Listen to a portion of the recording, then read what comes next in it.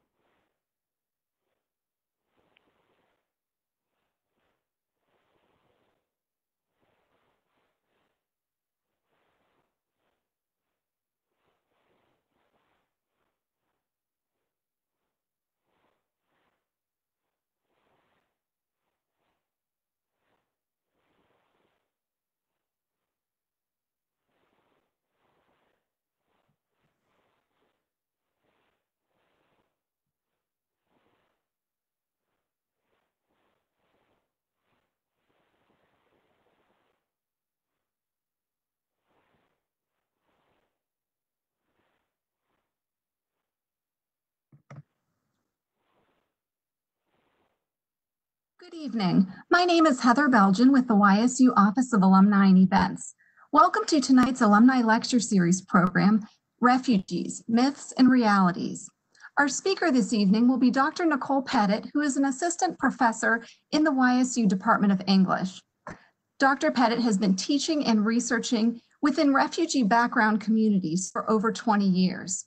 She is the coordinator of the Teaching English to Speakers of Other Languages K-12 licensure endorsement program at YSU. As you have questions this evening, please write those in the Facebook comments.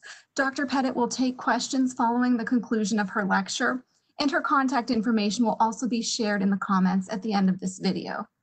Dr. Pettitt, thank you for sharing your knowledge about a topic that we hear about in the news and in conversation, but often don't have a deep understanding of. Welcome. Heather, thank you so much for that introduction. That was great. I hardly need to introduce myself now. I'm going to share my screen, and I have a PowerPoint presentation to share with everyone this evening. So let me line that up here.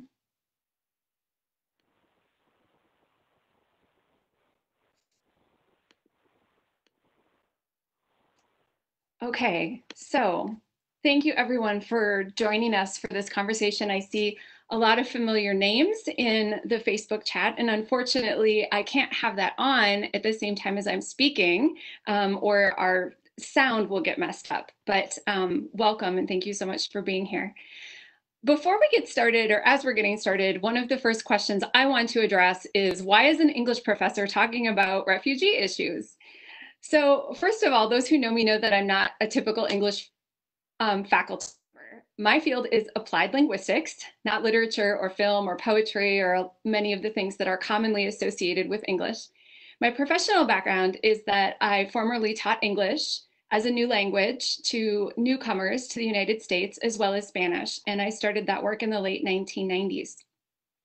In 2001, I began working with Somali refugees in my hometown of Minneapolis. And that was my first experience working with refugees. And I realized that I needed to learn more about the experiences that my students were having prior to arriving and as they first arrived in the United States, so that I could be a better teacher and a better support to my colleagues as well. Um, and so as I learned, I realized that there were many opportunities arriving in my lab to share what I was learning with people around me, with friends, colleagues, family members, as people were trying to make sense of what they heard on TV or what they heard other people say. So my job throughout the years has been mostly teaching and teacher development. And then, of course, I've gone to graduate school and I've done research with refugee background language learners, primarily in Minneapolis. And then I was in Atlanta for 5 years doing my PhD. And now I'm here in Northeast Ohio. I just finished my stint as the chair of the Refugee Concerns Interest section of one of my professional organizations. And if you're interested in refugee issues at all, I encourage you to connect with their Facebook page. Even though that organization is related to teaching English, the Facebook page for Refugee Concerns is a wonderful resource for refugee issues. And I have shared with Heather a link to a Google Doc that you can access and that has that a link to that Facebook page on it and a bunch of other links that we're going to be talking about tonight. So immigration processes, including refugee processes, are very, very complex. There's a lot that we could talk about tonight that we're not going to get to, not just because of time, but because I'm not an immigration lawyer and I don't want to try to pretend to be one, okay? There are a lot of special situations that I'm not going to get into tonight. People who are very versed in these in refugee issues might notice, like, I'm not addressing unaccompanied minors, temporary protected status, victims of trafficking, the Cuban Haitian program, all of these things I'm leaving to the side so that I can focus our time on developing basic understandings to begin to lay a foundation for understanding current events and social issues and immigration policies surrounding refugees. So what we're going to be focusing in on tonight are the kinds of things that you would hear about if you were going to start volunteering at an organization that was serving newly arrived refugees. These are the kinds of things that organizations like that might focus on. In fact, that's how I got this idea. I worked at an organization and we did this kind of training with our volunteers. So my hope is that our conversation tonight isn't that you're thinking of this not as an endpoint, but as a beginning, or for some of you who are more experienced, intermediate point on your path. So in true academic style, I need to let you know where things are coming from. So all of the images in this presentation are either in the public domain or they're permitted for use under the following Creative Commons license. So yes, this is the kind of thing that I ask my students to do. And I also want you to know that I'm going to be sharing a lot of numbers and data. And all of the numbers and data this evening come from government sources or from the United Nations, specifically the United Nations High Commissioner on Refugees, or the UNHCR. We're going to be talking about them a lot tonight. And all of the links to all of the data are in the Google Doc. So every single data point that you hear tonight has backup to it. Okay, this is again the kind of thing that I ask from my students: back up every single claim that you make. So every single data point, you can go and look up those data on your own. I also want to point out that I'm not using a lot of pictures. One of the reasons is because, well, two reasons. One of the things that happens sometimes in media representations of refugees is that refugees the research tells us that refugees tend to be either portrayed as villains or as victims. And it's very difficult for us to see images, media images, or images online that represent the full breadth of human experience. And so I purposely have shied away from using any images so that we don't fall down into any of those traps. And then the other thing that I want to say about all of these numbers that I'm sharing is that each one of them represents a human life. So even though we're looking at graphs and we're looking at tables, and I say something like 30,000 or 50,000 or 100,000, every single one of those numbers is a human. And so I just want us to keep that in mind because it's very easy to get just sort of into the technical piece of it. So let's move along. So to start out, I just want to focus for a second on some terms. So when we're talking about refugee issues, we're talking about migration. So I want to point out the terms that we're talking about are used differently, can be used differently in different parts of the English-speaking world. So I'm going to be talking about these, how they're used in the United States. But if you go and travel to London or Australia, you might hear these terms used in different ways. But in the US, we're usually safe with what we're talking about tonight. So migration is just simply moving from one place to another. We might have migration that's domestic or international. So an example of domestic migration would be when I moved from my hometown of Minneapolis to Atlanta for a PhD, and then from Atlanta up to Youngstown, Ohio. An example of international migration would be my colleague who moved from the US to Ireland for a job. Okay, we can also think about migration in terms of voluntary migration or involuntary migration. So during the Q&A, if you'd like, we can talk about how these things are not necessarily, they're presented as separate things, but there's actually frequently some overlap between them. It's not always so clear what's voluntary and involuntary. But for the time being, let's look at these this way. An example of voluntary migration might be, I chose. I decided that I wanted to go somewhere and I put the wheels in motion and I went. Okay, so let's say we've got, you know, a student at YSU who goes on study abroad to Paris and meets the love of their life and gets engaged and comes back to the US and says, now I want to bring my fiance here so that we can get married in the United States. Okay, well, there's such a thing as a fiance visa, right? And so the fiance, they do the applications, they go through the processes, and the fiance comes and they get married. Okay, it's not quite that simple, but for the sake of time. And so maybe there's some negotiation there about, are we going to live in France or are we going to live in the United States? But it's not really a life and death sort of matter. In the case of involuntary or forced migration, this would be where people are forced to leave their homes. Another term for this is forced displacement. There are a lot of different conditions that might lead to that. Two of the very common ones that we hear about a lot are war and persecution. Okay. There are a number of different things that can come out of involuntary or forced displacement. Three of the most common are, first, someone being internally displaced, or seeking asylum, or becoming an asylum seeker, actually, or being a refugee. So here's how I want to think about this. People who are internally displaced are forcibly moved from their homes, but internal displacement, it's a domestic migration. So that's up here. In the case of asylum seekers and refugees, that would be a case of international migration. So there's some overlap here in the experiences or the definitions of asylum seekers and refugees, and sometimes in experiences as well. And we will sort of sift and sort those out as we go. Okay. So sometimes my clicker works and sometimes it doesn't. Here we go. All right. So in terms of numbers, this is where we stand according to the UNHCR. Right now, worldwide, there are 71 million people that have been forcibly displaced from their homes. It's the largest number since World War II. And the way that breaks up is predominantly folks are internally displaced. So they're moving from one place to another within their country. And then the number is lower for asylum seekers, and then stands around 25.9 million for refugees. And these are folks that are under the working with the UNHCR for potential resettlement. We'll talk about that in just a second. All right, so what is this refugee definition? Okay, so the definition of refugee was initiated via international law with the United Nations in 1951.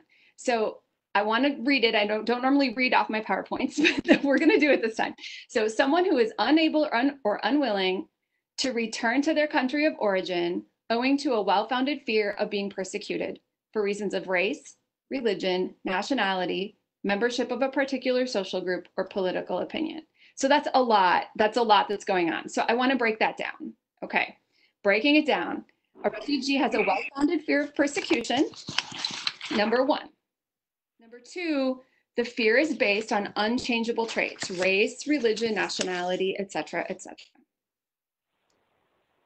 They are outside of the country of his or her nationality. That's what makes this international migration. And unable or unwilling to call upon the protection of their country, usually due to that fear that they have of persecution. So why would this be? I mean, I've grown up in the United States and I've really not had any moments where I'm actually fearful for my life when it's related to like federal law, for example. And and so you could say this, like one case of this is, so you belong to a political party and there is a regime change. And the new political system is, let's say, militarily antagonistic to the political party that used to be in power that you belonged to. After that shift in power, it might not be safe for you because you were registered under the old regime as being participating. It might not be safe for you to stay where you are any longer. Okay, so these criteria are the same for asylees and refugees, and we're going to get to later, like what sets those two groups apart. Okay, so what I want to point out here is that this definition came about in Geneva in 1951. So what was going on in 1951? Those of you who remember your history classes, remember that this was the end of World War II. So there was a movement amongst the international community to establish a formalized mechanism for the resettlement of the large number of people that had been forcibly displaced as a result of World War II, during and as a result of World War II. There has been, and I have the entire protocol linked into the Google Doc. There's been an amendment in 1967, and then there was one more piece that was added on a little bit later. So the original protocol covered World War II, and then the amendment in 1967 covered more broadly because the political situations had changed worldwide. Okay, so I want to point out also that there were 145 countries or states that signed on to this protocol, and that the United States was foundational in the establishment of this protocol. It's part of our heritage in the United States that we were part of putting this forward in this humanitarian effort on an international scale. Okay, so you've got three numbers here, and those numbers represent the number of people that are forcibly displaced in three different locations. They are the three largest numbers of refugees that are in certain countries. So there is a country that has 3.7 million people that are forcibly displaced within its numbers, and that's the number one country that has forcibly displaced folks there. And then there's another country that has 1.4 and another country that has 1.2. And I just want to give you a chance in the Facebook chat to say what countries you think that those might be. I wish that I were could be on the Facebook chat with you to see what you're putting in there. So do you think this is, the United States and Canada, Australia, Sweden, Italy, Germany? These are all countries that tend to receive refugees. And for those of you who saw the teaser video last night, you might have some ideas. Okay, well, I don't even know if you're guessing. If you're like the students in my classroom, you're probably not guessing, but I hope you are guessing. I always tell them, it's okay. I promise I'm not giving you a grade. So anyone who's watching this, I promise I'm not giving you a grade. Okay, so these countries are Turkey, Pakistan, and Uganda. Okay, so frequently when I share this kind of information, folks are surprised. But let's think about this for a second. If you had to leave your home unexpectedly, where would you go? Probably to the place that's closest. Like I have, for most of my life, lived fairly close to Canada. So if I had to pack up a suitcase and I had to go because it wasn't safe for me to be here in the US any longer, I would probably go to Canada. So Turkey, as we know, is close to Syria. And as we know from the media, there have been lots of folks displaced out of Syria over the course of the last 5 or more years. I can't even remember what year we're in anymore, but that's been going on for quite a while. And Turkey has received many, many people from Syria. And if we broke out our maps, we would see similar things with Pakistan and Uganda as well. So it's very common for countries to, if there's unrest around you, it's common for you to receive forcibly displaced folks in your country. Okay, so what about the US? Okay, so the US didn't show up on that, on those numbers.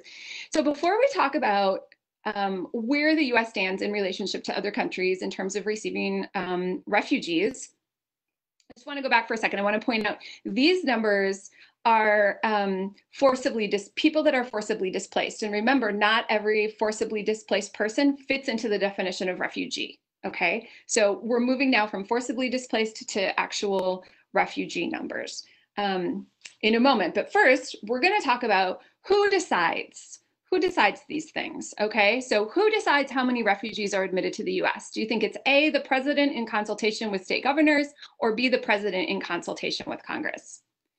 And again, you can put this in the Facebook chat, and I promise I'm not going to grade you. I can't even see you. I can't even see who's putting what.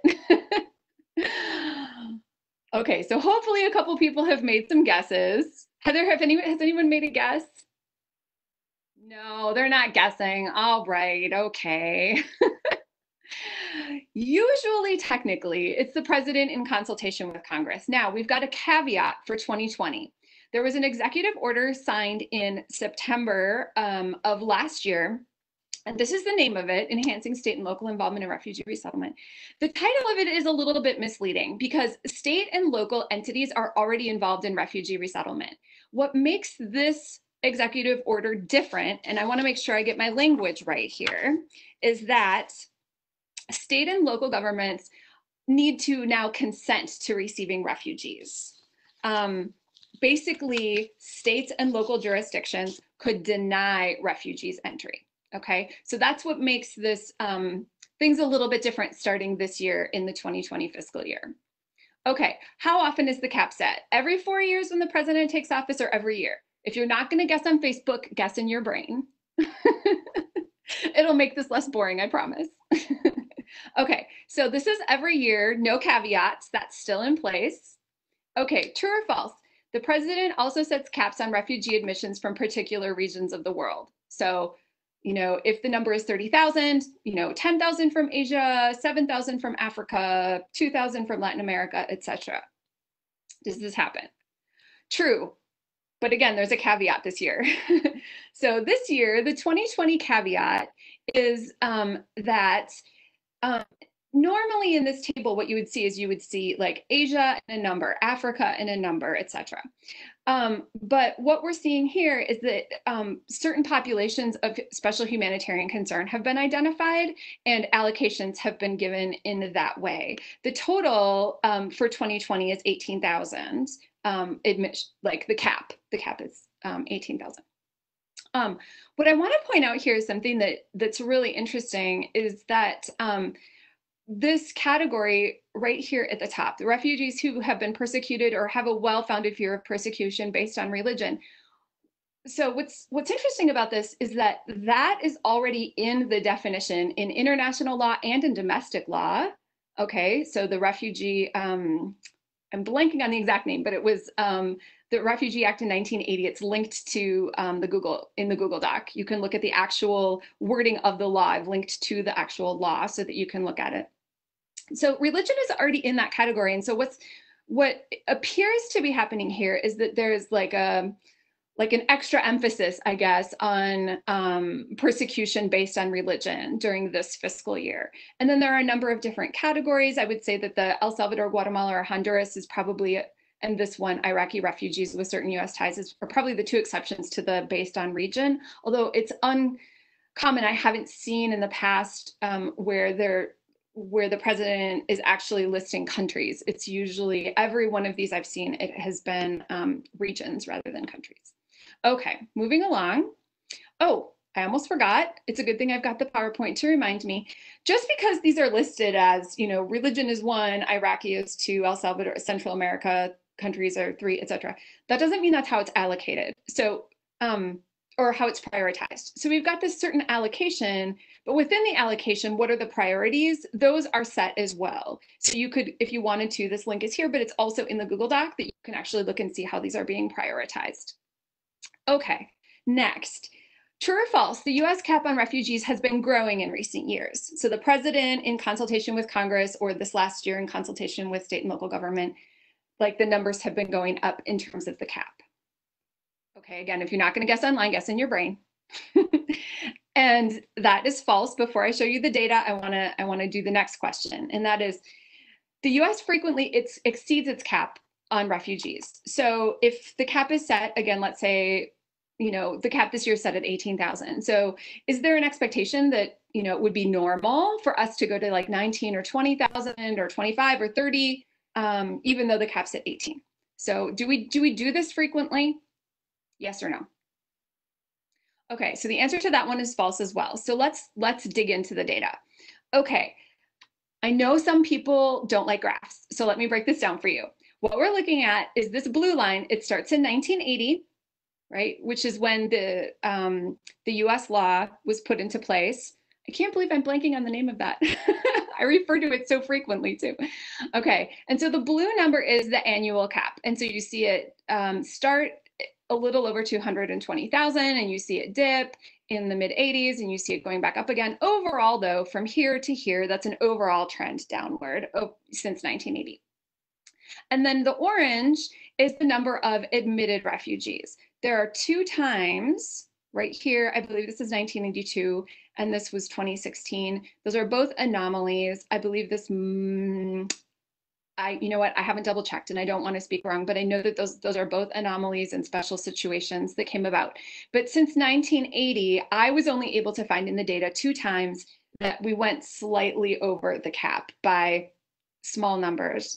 So you see some ups and downs here. This, of course, was right after 9/11. And so what happened was that everything sort of got put on pause. Okay, the folks involved in the events of 9/11 were not part of the refugee vetting process at all. That wasn't the system that they came to the United States through. So sometimes there's confusion about that. So I just want to make sure that people are clear about that. But what happened, like overall, was that there was a lot of unknown, right? And so there was a lot of stuff that just sort of stopped for a year. I couldn't give you the number of months precisely, but some of the interviewing stopped. There's a lot of interviewing that happens internationally with people who are applying to be refugees or get resettled, I mean. And so some of that interviewing stopped. There were different vetting processes that were needed to be put in place. And so as you see some of that happen, although the cap stayed flat, you see that the admissions start to rise again. And then we see a peak here in 2016, and then we see some drops. Okay, so in terms of raw numbers, though, we see, okay, we're going to go back. So if this is constantly dropping, what are we hearing about in the media where people say, but the United States accepts, has the biggest refugee program in the world? Okay, so let's look at some numbers again. This starts in 2004, it goes to 2018, and this is number of refugees resettled in thousands. So in 2004, the blue line is the United States. We resettled 53,000.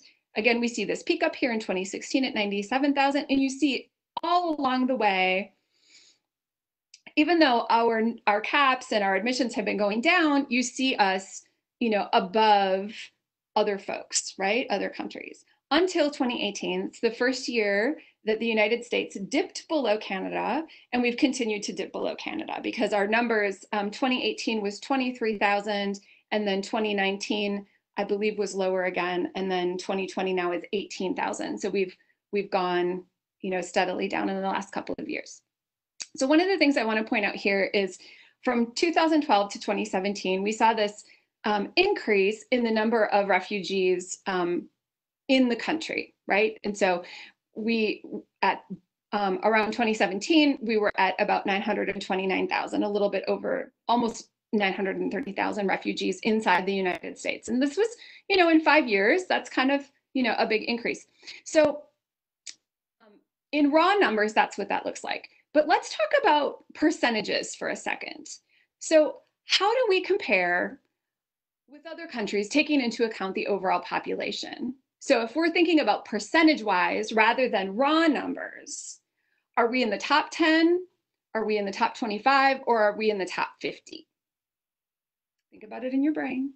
Okay, so we are in the top 50, where this is USA, Egypt, Malaysia, Somalia are actually at the same percentage rate of the number of folks forcibly displaced in the country. Okay, so the largest would be, this is based on 2017, the end of 2017 data was Lebanon. Okay, so where do we stand? Who are our like cousins in this, right? So US, Egypt, Malaysia, Somalia all have 0.2%. So that 929,000 that we see here, 929,825, that accounts for 0.2%, or accounted for at the time this happened, the data was collected, for 0.2% of the US population. So making my clicker work again here. So in terms of the top 10,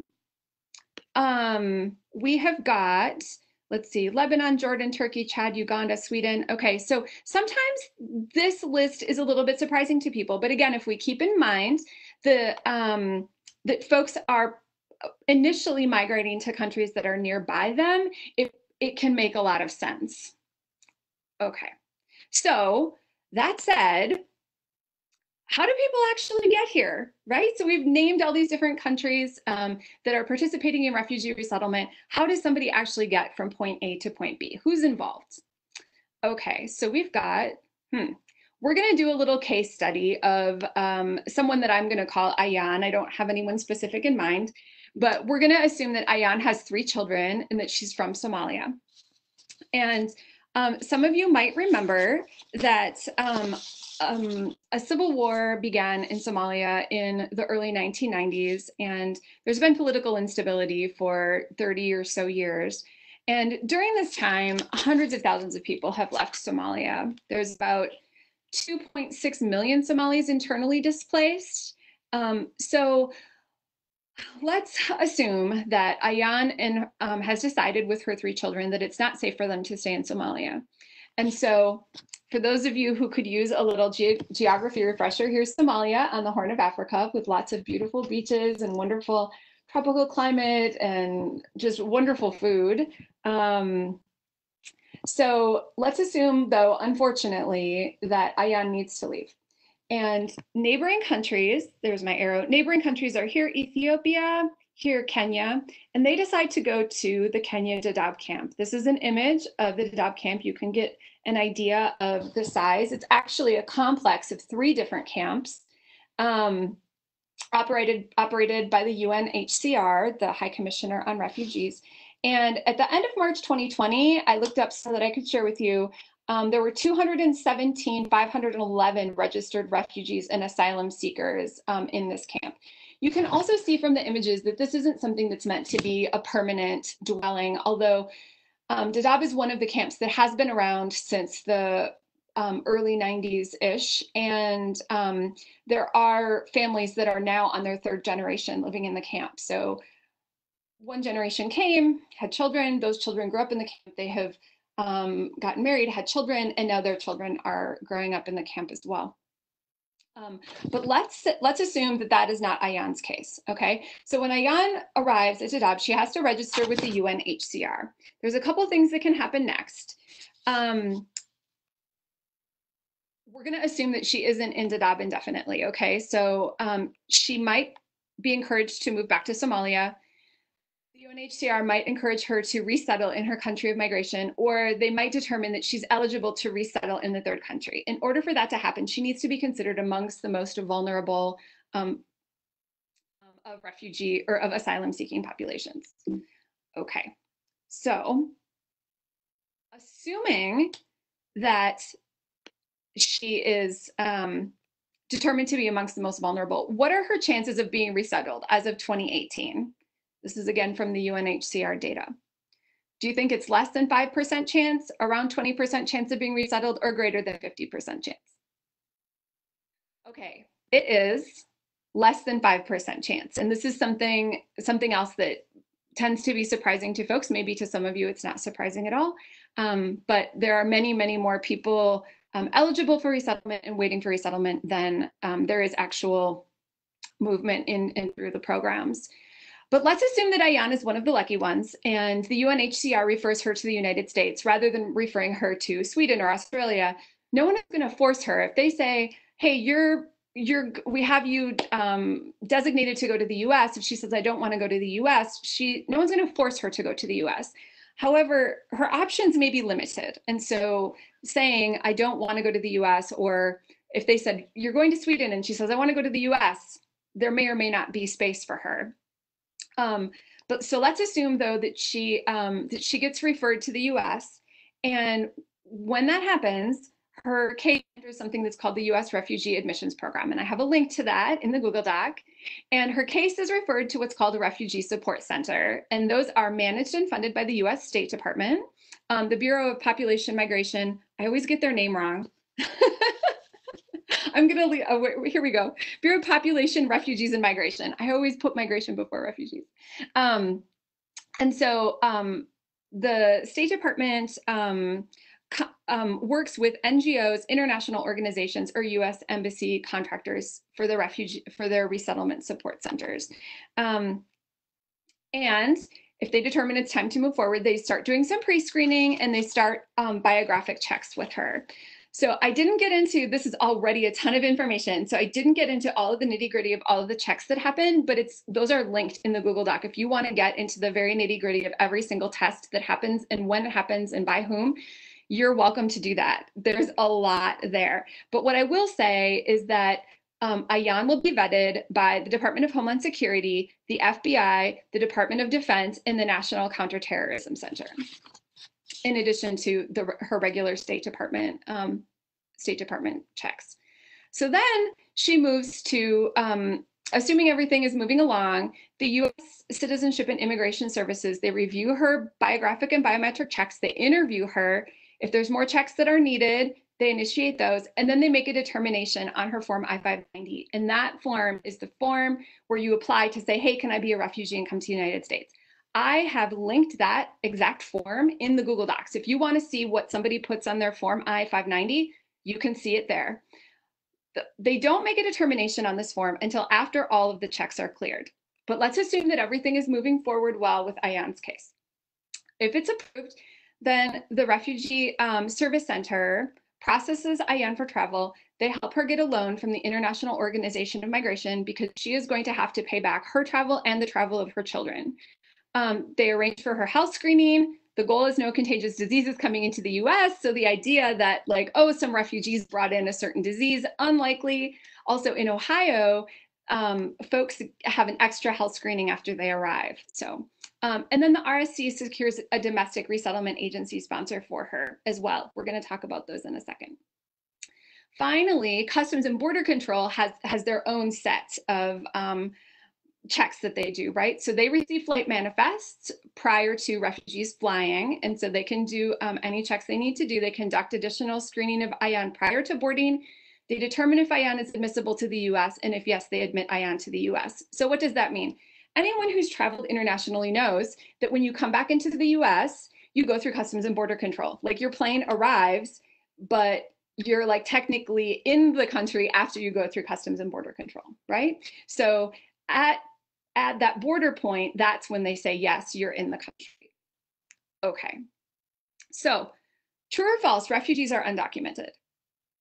Some people use the term illegal immigrant or illegal alien. That's not the term that I use the term undocumented, but for those of you who might be unfamiliar with the term undocumented, that's what that term refers to. So sometimes I hear people say like, make statements about refugees in their documentation and claim that they're illegal immigrants. So this is false. Obviously, there's a lot of documentation that's going on, and there's a lot of vetting that's happening. And again, you can look at this link. It's also in the Google Doc to see all of the vetting that's happening. Okay, so Ayan is in the US. She is here. She has arrived. She went through border control. Everything is going great. And so who's in charge here? All right, at the federal level, we've got the Office of Refugee Resettlement, and they are housed within the Department of Health and Human Services. And ORR works with state-level refugee offices in Ohio. This is the name, Ohio Refugee Services. And that is ORR funded. So that's not state funding that's paying for this. And then at the local level, there are refugee resettlement agencies, and usually those are ORR and funded by other entities. I haven't been in Ohio long enough to check how the local resettlement agencies' funding models are working, but that's generally, in my experience, how this works. Okay, so Ayan's first days, and actually prior to her first days, before she comes, her refugee resettlement agency, let's say that she's coming to Columbus, Ohio, okay? In Columbus, there is going to be a caseworker who makes sure that Ayan has housing, furnishings, appliances, clothing, sheets, pillows, forks, knives, spoons, etc., food from the home country. There's actually a checklist of things that the Refugee Resettlement Agency needs to have in place for Ayan and her children's arrival. Then, when Ayan and her children arrive at the airport, the resettlement worker meets them at the airport, drives them to their new home, and sort of gives them an orientation to their home. There might be some things that are new to them, right? Like maybe they have a gas stove and Ayan hasn't worked with a gas stove before, right? Or I actually had students that I went to their home to visit them and I heard that the battery was beeping in their smoke detector and they didn't know where the noise was coming from or what it even meant, right? So those kinds of things might need to be explained. And then literally sometimes the next day, within a day or two, the resettlement worker comes back and sometimes interpreters are along, and we're getting social security cards, registering kids for school, getting adults into English class, helping people navigate shopping, helping them figure out where to get culturally and linguistically appropriate medical care, and then jobs. And jobs tends to be very, very key for all of the refugees that I've worked with, all of my students, my former students. These are called nesting services and they last 30 days. Okay, so, excuse me.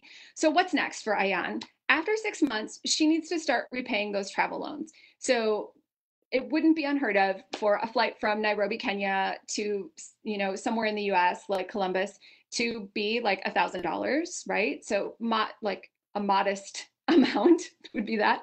So let's assume on the modest scale that Ayan has a bill of about $4,000 she needs to start repaying. And then after 1 year, she's required to apply for legal permanent residency, what's called an AKA a green card. They're not green cards anymore, everyone. But that's what people have been called them. And she needs to do this. She needs to file this I-45, this adjustment of status form. I want to ask you to make a guess about how much you think it costs Ayan to apply to adjust status to legal permanent residency, or LPR. Do you think that's around $50, $75? Maybe it's over $100, maybe it's $500. Okay, right now it's $1,140 for her to do this. And so if she does this for all of her 4 family members, then they've got another bill of over $4,000, and it's a requirement to become a legal permanent resident. Okay, so obviously with these bills, a high priority for Ayan and for all of the students that I've worked with is getting a job as soon as possible. And this is actually written into the work of the ORR and the state level agencies as well. If you go into all of their documents, they're frequently talking about work. Okay, so true or false, after someone is resettled in the US, they're no longer considered a refugee. That would make sense, right? Like they're not really on the move anymore. They're here. Okay, I put this in purposely for my former students because they know that my favorite answer to every question is it depends. So going back to this visual, when assuming everything goes well and Ayan's application to be a legal permanent resident is approved, there's no guarantee. It's not guaranteed, right? But assuming everything goes through and she's approved, at that point, her legal status changes in the United States. Her legal status is no longer refugee status, it's legal permanent resident status. So from a legal standpoint, the term refugee, in terms of her status, doesn't apply. However, I have had many friends and colleagues and students who have used the term refugee to describe themselves for many, many years. So I had a student who had been in the US for over 20 years, and she said, "Oh, I'm a refugee." Okay, so I want to honor the fact that even though a legal status might change, the experience of being a refugee is something that someone might carry with them. And then I've also had students and colleagues and friends who have, as soon as they got legal permanent resident status or sometime down the road after that, they said, "This term no longer applies to me. I don't want this term attached to me any longer." So moving along, I'm going to, because of time, I'm going to skip how Ayan's process, no, I'll tell you, it's quick. How is Ayan's process different from an asylum seeker's? Okay, so that's where asylum seekers landed on our little chart earlier, right? And we remember that this same definition applies for asylum seekers or refugees. The difference is that Ayan is here in Kenya and she's applying to go to the US, where an asylum seeker would already be in the US and they would say, "I need to seek asylum." So how could this happen? Simple example. This happened to a friend.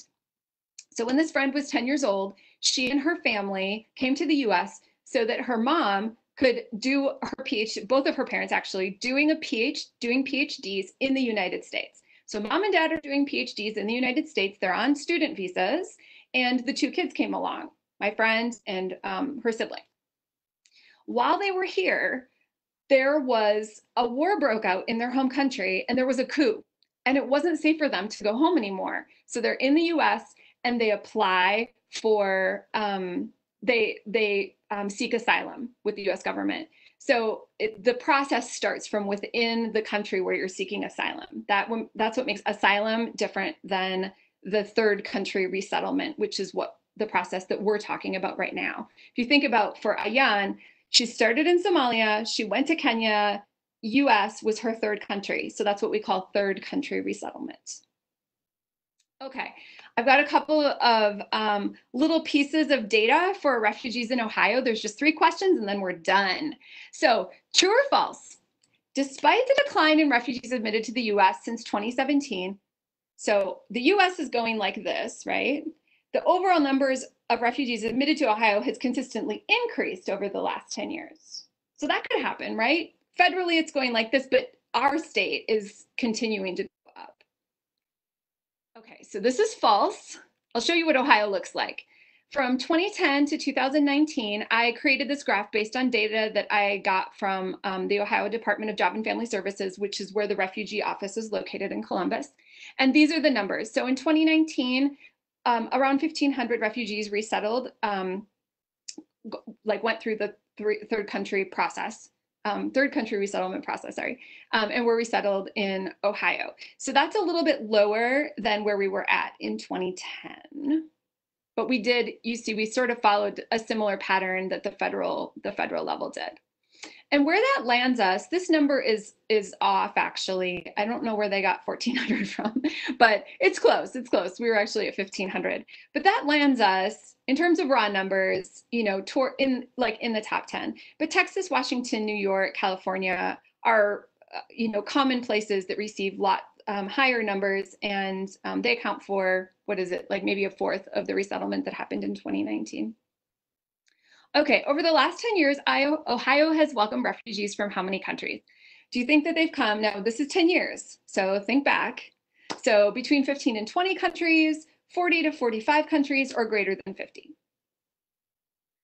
Okay, so greater than 50, quite a lot greater than 50. I don't have the exact number, and the reason that I don't is because of this other category. For several years, the refugee office at the state level just reported other in the reports that are available publicly. And so I don't know how many countries are wrapped up in other. But for the last 10 years, these are the top 10 countries of origin and the numbers of refugees that have been resettled in Ohio. So leading would be Bhutan, Somalia, and Democratic Republic of Congo. All right, and the very last one is refugees are resettled in many counties throughout Ohio. Is that true or false? Are you just as likely to, is a refugee just as likely to be resettled in Columbus and Cleveland as they are to be resettled in, I don't know, a county close to me like Columbiana or Trumbull County or something? So the answer to this is false. There are resettlement agencies in 6 cities in Ohio, and this is where they are: Toledo, Dayton, Cincinnati, Columbus, Akron, and Cleveland. And these are the organizations that are doing that work in those locations. And all this information, again, very easy to find online. Okay, and so this is a little recap of what we've looked at: definition of refugee, the processes, numerical trends, and how we line up compared to other countries and other states. And I left 10 minutes miraculously to do a little bit of Q&A. So I would love to hear what kinds of questions people have. Since there's a slight delay in the live streaming and what we're doing here in WebEx, I'll start with a question while we wait for questions from the live audience. Can you tell us more about English education for adults and parents? What are some barriers and what leads to success? Yeah, so this is my area, right? Education. So what I think one of the misconceptions that is out there sometimes is that folks are coming and don't desire to learn English. So that hasn't been my experience. In fact, one of the things that I was charged to do in the job that I took, that I referenced in 2001, was to deal with the very, very long waiting lists that existed. So frequently the demand for English classes outpaces supply. And one of the things you'll see in cities that are receiving quite a few refugees is you'll see sort of these, what I call church basement programs, pop up here and there, right? So faith communities, synagogues, churches, mosques will pop up their own, just like on Saturdays, come and take an English class, or sometimes in libraries as well, you'll see these ad hoc English classes pop up. And so some of the barriers that folks face are, number one, transportation can be difficult. That's one of the reasons that the resettlement programs tend to find housing in places where either refugees can walk to school or take buses or public transportation, because getting a driver's license and having a car is out of reach, usually, not always, but usually out of reach at the beginning. So transportation can be a big thing. And then work itself. So the folks that I've worked with have been so eager to have jobs and have like steady incomes and financial stability that sometimes they'll set aside English classes in order to take jobs. So one of the schools that I worked with in Atlanta was all women, and it provided childcare, and it was during the day. So it was very attractive because then women that had like little younger children, they could bring their kids with them to school. And it wasn't uncommon for someone to just stop coming if if a job opened for them at the chicken factory. And part of me was like, that's wonderful. I'm so glad for you that you're meeting your goals. And part of me was like, if you could stick with it for 2 to 5 more years, your English proficiency would be higher, and you'd be able, maybe it's likely that you would be able to get a job that maybe had more pay. You might have more options for yourself out on the job market. So, yeah. Going back to the graph with variations on refugee caps and admissions, could you tell us more about why some of those ups and downs occurred? So I'm ready for this question. And I actually have another graph to show you. And let's see if I can find it. Here it is.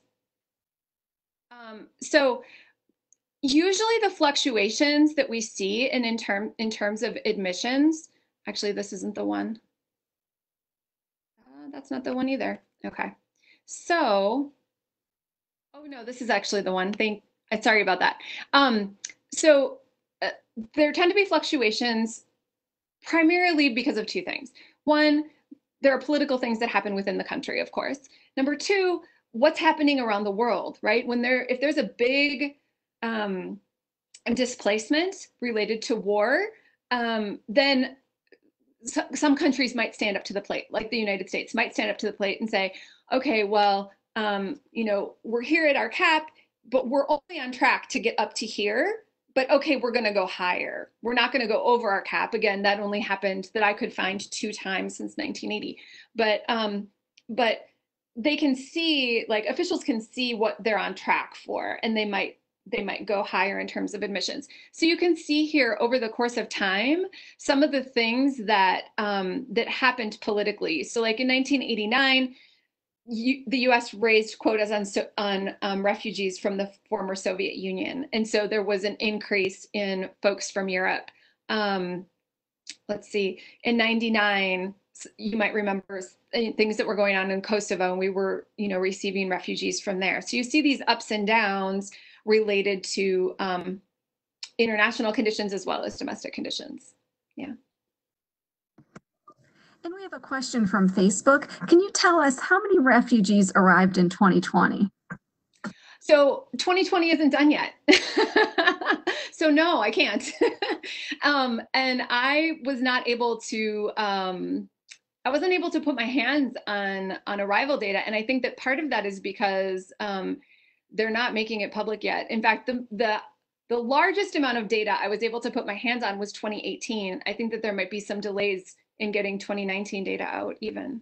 So unfortunately, no, I can't, sorry. Okay, and another question from Rachel on Facebook. Nicole, I know the Ohio federal government offices for green card interviews, et cetera, have been closed due to COVID. I wonder what will happen to the asylum seekers still waiting to move forward with their residency status here. Yeah, I don't have an answer for you, unfortunately. Again, that is the type of question that would be great for someone who on a daily basis doing this work. So the immigration lawyers that are working with those folks on a day-to-day basis would have a really good handle on what's going on related to COVID. So I apologize, I don't have an answer for that one.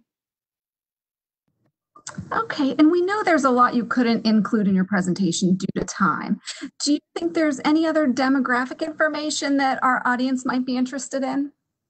Yeah, so I thought I prepared another slide. Here we go. I thought folks might be interested in this. So this is a graph of the number of refugees entering the US by religious affiliation. And so what you've got here in the red is unknown. And so it looks like our unknown numbers stopped fairly soon. This starts in 2002 and it goes to 2019. And then the dark blue is unaffiliated, the light blue is other, the yellow is Christian, and the gold is Muslim. And I had a note. Let's see, what did my note say that I wanted to point out here to you all? I think one of the things to be noted is that the number starting in 2017, it's a little bit difficult to see, but the number of Christians is higher than any other group starting in 2017. And in terms of the balance between Christian and Muslim, that has been, somewhat on par from, the 2013 through 2016 years. But then also the number of Christians was also higher or on par earlier than that as well. I think sometimes there's a misperception that everyone that's coming in is of certain religious backgrounds, and that's it. There's some fluctuations, and of course we, now that we've seen the priority that was put in place this year, that wasn't a regional priority but a religious priority, that might shift going forward in 2020. We might see some shifts. Here. But just overall, there's been more balance than I think folks realize. And back to Facebook for a question from Lindsay. Is there a need for more volunteers or workers related to refugees, both domestic and internationally? Yes. If you wanted to get involved, Lindsay, Lindsay said that she was located in the Youngstown area earlier on Facebook. Probably the closest place to do volunteer work would be somewhere in Akron.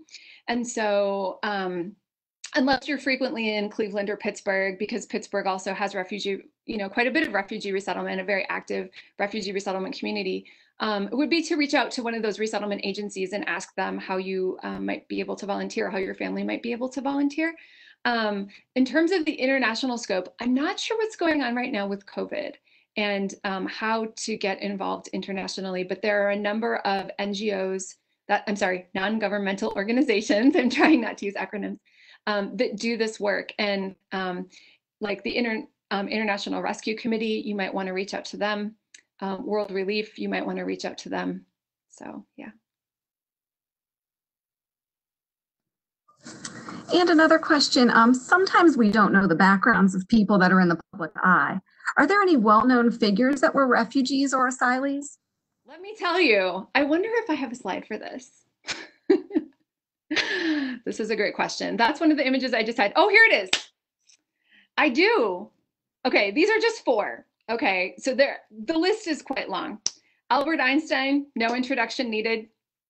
Okay, he was foundational in the forming of International Rescue Committee. Madeleine Albright, the first female U.S. Secretary of State. We like that, or I do anyway. I can never remember if her name is pronounced Mila or Mila Kunis. For those of you who are younger, I looked for someone who is younger. Well known for being the partner of Ashton Kutcher and for her illustrious career. She is originally from the Ukraine. And Sergey Brin, who's the co-founder of Google. So there are quite a few immigrant and refugee owned, begun businesses like Google, for example, that are providing lots and lots of jobs and lots of benefit to the US economy. So I wanted to point out, I think that a lot of the images that we see, like you saw in that, the thing I didn't want to show for very long, tend to be these images of large masses of people, you know, moving all together. We don't really see faces. There are no names, people that are in destitute conditions. And I think it's important to make sure that we're representing the full gamut of human experience. So there are folks who come and many who put their own businesses. In fact, this is one of the ones that I don't have the data at hand with me, but I will put it in the Google, I'll put it in the Google Doc, a link, so you can check on me to make sure that I'm telling the truth, which you should do, information literacy. That the incidence of beginning and owning businesses amongst immigrant and refugee populations was higher in the report that I read than the native-born population. And if you're interested in like, how does all of this stuff work with the economy, I would really encourage you to find a way to hear from some economists on that point, because there's some really interesting stuff going on there. Yeah. And a final question. You talked a little about the support refugees receive when they first come to the U.S. Can you tell us how long that lasts and what other kind of support is available? Yeah, so the nesting services, those that I talked about with like making sure people have housing and their social security cards, et cetera, the nesting services last for 30 days. And then there is a provision to, in certain cases, to ask for permission for those to be extended up to, I believe, 90 days. But the link for that information to make sure that I'm remembering correctly, again, it's in the Google Doc. That's why I know that it's okay, because I have all this stuff backed up and you all can check on it too. There's also something called refugee cash assistance and refugee medical assistance. Those are for the first 8 months after arrival. And then depending on who is in the family group and what's going on, like, you know, some folks arrive you know, with fewer savings than others. Like some might arrive, you know, with large amounts of savings. If they have been, there are refugees that come that have been wealthy, right? So it's not just people that are, you know, financially in difficult situations. Those folks wouldn't qualify for what I'm going to talk about, or middle class, right? Wouldn't qualify for what I'm talking about. But for folks that are have a more tenuous financial situation, they could be eligible for, you know, Medicaid, TAMP, the temporary assistance for needy families, or food stamps, all of the same kinds of constraints and limitations and benefits and everything that are in place for US citizens are also in place. So it's not like someone who comes with refugee status, gets food stamps and they get them much longer than anyone else, or they get the TAMP much longer than anyone else. It's the same as you would get if you were a U.S. citizen. And then there's social services for up to 5 years, some job and language training, employment counseling, but it really depends on what's in place in the city that they're resettled, and also like what the waiting lists look like, and if it's linguistically accessible. This is one of the things, is that there might be training in place, but what languages is it being provided in? And is it one of the languages that you speak, or is it only in English? And if it's only in English, what's your English level? So language is key. And of course, that's my career, so I think that. Well, Dr. Pettitt, thank you so much for your insight into what refugees face and the many facets of resettlement. Are there any closing comments you'd like to add? No, just I'd like to thank everyone for being here and for participating. And I really encourage you to go and take a look at that Google Doc I'm going to be adding to it. There's some spots down below that say books and films, and I just didn't get to that yet. And so Google Docs are dynamic, so you'll see that I'll be adding to that. So I encourage you to go back and take a look. Thanks. Well, thank you so much. If you have further questions for Dr. Pettitt, her contact information will appear in the Facebook comments shortly. And we invite you to join us for the next Alumni Lecture Series program, which will take place on Thursday, June 4th at noon, when Dr. Philip Randall will discuss whole life planning. He'll give us tips on money, health, work, and leisure. So we hope you'll join us. Thank you for attending this evening, and good night.